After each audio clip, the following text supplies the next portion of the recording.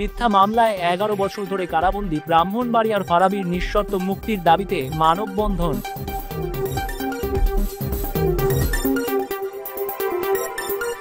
Fascist Awami লীগের সাজানো মিথ্যা মামলায় 11 বছর ধরে কারাবন্দী ব্রাহ্মণবাড়িয়ার সন্তান ও নির্যাতিত ইসলামপন্থী নেতা শফিউর রহমান ফারাবীর নিঃশর্ত মুক্তির দাবিতে মানববন্ধন কর্মসূচি পালন করা হয়েছে।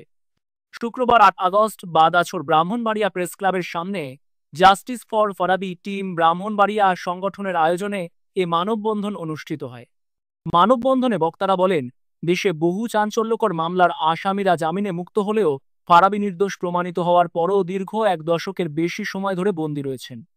বর্তমানে তিনি গুরুতর শারীরিক দুর্বলতা ও নানা রোগে আক্রান্ত। তার অবিলম্বে মুক্তি না দেওয়া মানবাধিকার লঙ্ঘনের শামিল। বক্তারা আরও জানান, ফারাবীর মুক্তি এখন সময়ের দাবি।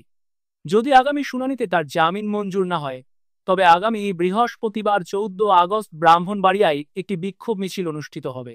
মানববন্ধনে সভাপতিত্ব করেন জেলা হেফাজত ইসলামের দপ্তর সম্পাদক বেলাল হোসাইন এবং সঞ্চালনা করেন মাওলানা সৈয়দ কাশেম। অনুষ্ঠানে বক্তব্য রাখেন জেলা হেফাজত ইসলামের সমাজ কল্যাণ সম্পাদক মাওলানা ইউসুফ ভুইয়া, মাওলানা নিয়ামুল ইসলাম, মাওলানা খালেদ মোশাররফ, মাওলানা শফিউল্লাহ সাদেকি, মাওলানা আবদুল্লাহ কাফি, মুহাম্মদ আবু বকর, রেদওয়ানা আহমেদ, রাশেদুল ইসলাম মুন্না, তাহসিন আরাফাত, শেখ আরিফ আজিজি, ইকরামুল মারজান, সাব্বির আহমেদ, জসিম মাহমুদ প্রমুখ। সংগঠনের নেতারা ফারাবীর মুক্তির দাবিতে দেশের বিবেকবান নাগরিক ও মানবাধিকার কর্মীদের এগিয়ে আসার আহ্বান জানান।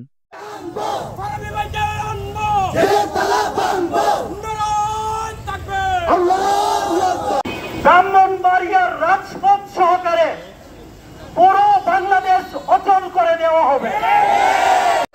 প্রতিটা জালেম সরকার, প্রতিটি ফ্যাসিস্ট পৃথিবী ঘুরে ঘুরে তাদেরকে জঙ্গি ট্যাগের মাধ্যমে রাষ্ট্রদ্রোহীর মতো, কিন্তু 2021 সালে ফারাবী ভাইকে যাবজ্জীবন কারাদণ্ড দেওয়া হয়। সম্মানিত ভিউয়ার, আপনারা জানেন 2013 সালে শাহবাগে একটি গণজাগরণ মঞ্চ তৈরি হয়েছিল। ওই মঞ্চে রাজীব তাবাবা, অভিজিৎ রায় সহ বিভিন্ন ব্লগার ছিল যারা রাসূল সাল্লাল্লাহু আলাইহি সাল্লাম এবং স্বয়ং আল্লাহ তাআলাকে নিয়ে কটূক্তি করত।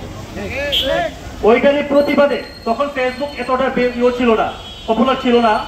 ব্লগারে আমাদের শফিউর রহমান ফারাবী ভাই লেখালেখি করতেন, প্রতিবাদ করতেন। সেই সূত্র ধরে শফিউর রহমান ফারাবী ভাইকে গ্রেফতার করা হয়েছে এবং তাকে রাজীব তাবাবা হত্যার মামলার আসামি বানানো হয়েছিল।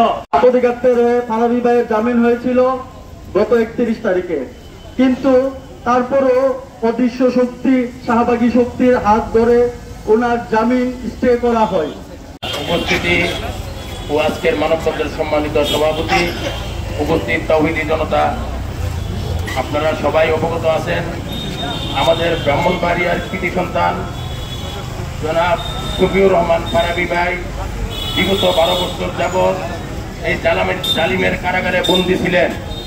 আসলে ওনাকে যে মামলাটায় গ্রেফতার দেখানো হয়েছে, রাজীব হত্যা মামলা, রাজীব সেও ছিল একটা নাস্তিক।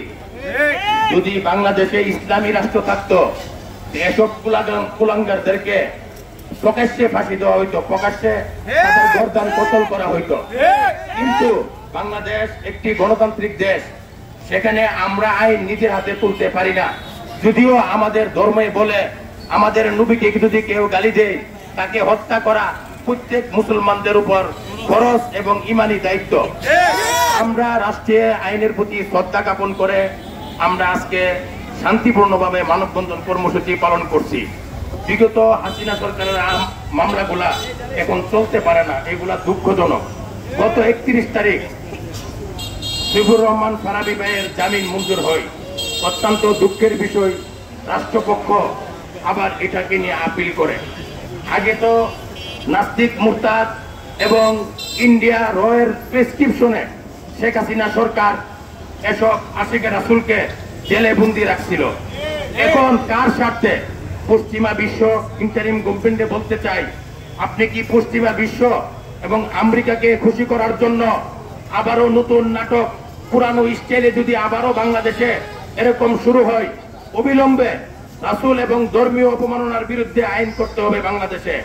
যদি আমাদের ফারাবি ভাই, আমরা আশা করব প্রশাসনের শুভই বুদ্ধি উদয় হবে, আগামী রবিবার ফারাবি ভাই মুক্তি পাবে ইনশাআল্লাহ। এবং আমরা যদি ফারাবি ভাই মুক্তি পাই, আমরা চাই আগামী রবিবার ফারাবি ভাই মুক্তি পাক, আমরা একটা বিজয় মিছিল করি। যদি ইনশাআল্লাহ রবিবারে মুক্তি না পাই, আমরা প্রশাসনের মাধ্যমে বলতে চাই আমরা আবারও বসবো রবিবারে। বৈশা আগামী বৃহস্পতিবার ব্রাহ্মণবাড়িয়াতে বিক্ষোভ মিছিলের ডাক দেওয়া হবে ইনশাআল্লাহ। এবং রবিবারে আমরা সবাই এটা প্রকাশ করব এবং আপনাদেরকে জানাবো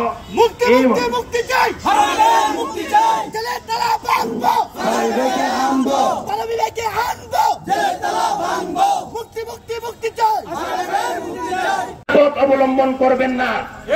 আপনারা অবশ্যই এই বাংলাদেশে 92% মুসলমান, গণতন্ত্র হিসাবে যদি ধরি, সংখ্যাগরিষ্ঠতাকে গণতন্ত্রে প্রাধান্য দেওয়া হয়। যেখানে সংখ্যাগরিষ্ঠতা বেশি গণতন্ত্রে বলা হয় তাকে প্রাধান্য দেওয়ার জন্য।